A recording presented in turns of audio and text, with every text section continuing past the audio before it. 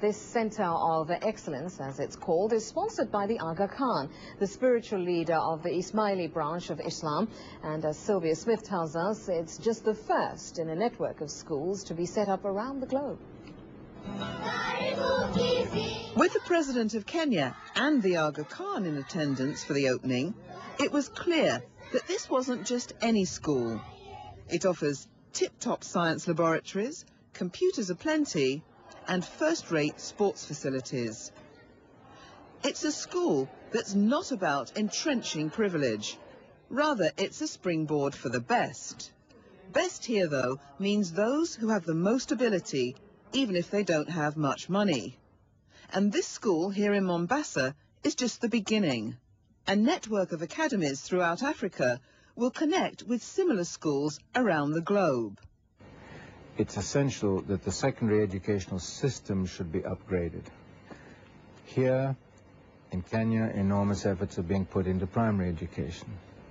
That's correct, but what happens if secondary education doesn't follow?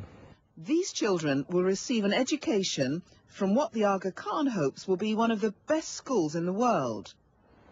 Part of the ethos of the Aga Khan Centres of Excellence is to upgrade teaching itself.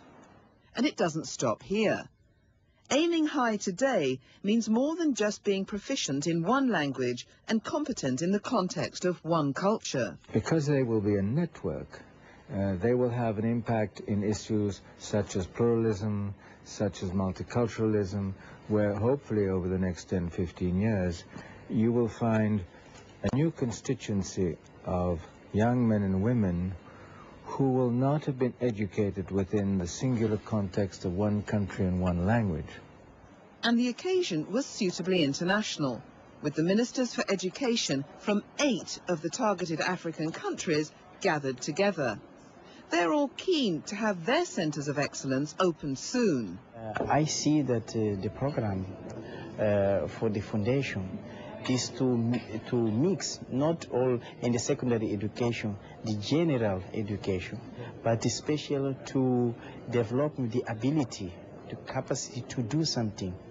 And the student in this concept can learn to do something. That is important.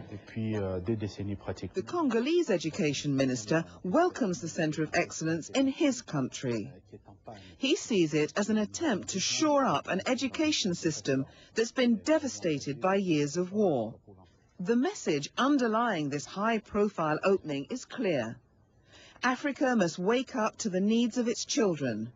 And in today's competitive markets, training for success begins with a school that's properly equipped to deliver an education relevant to our increasingly global world. For CNN's Inside Africa, I'm Sylvia Smith in Mombasa, Kenya.